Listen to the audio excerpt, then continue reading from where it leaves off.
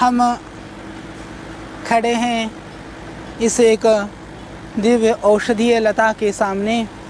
इसको हम आयुर्वेद में अपराजिता के नाम से हम इसको जानते हैं।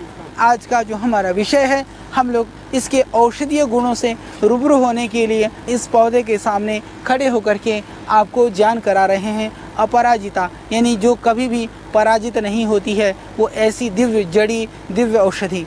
इस जड़ी का सेवन से निश्चित रूप से आप भी रोगों से कभी पराजित नहीं होंगे। तो अपराजिता का बहुत सारे हमने प्रयोग किए।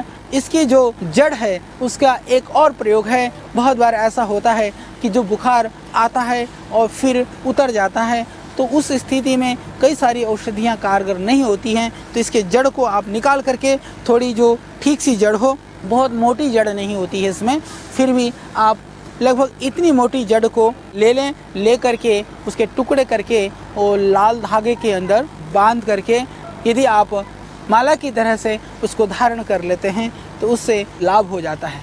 जैसा कि मैंने कहा, इसकी जड़ को सिर्फ टुकड़े काट करके लाल धागे के अंदर बांध करके माला बना करके धारण करने मात्र से भी बुखार में लाभ होता है।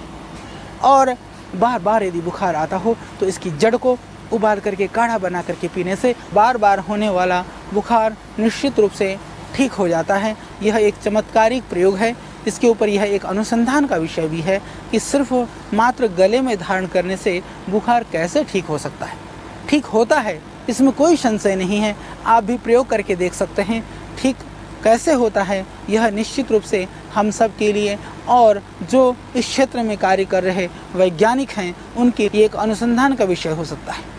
और बहुत सारे आदिवासी क्षेत्रों में भी जो पुराने बुखार से पीड़ित लोग हैं, गले में इसकी जड़ को माला की तरह से धारण करते हैं और उससे वह छुटकारा पाते हैं।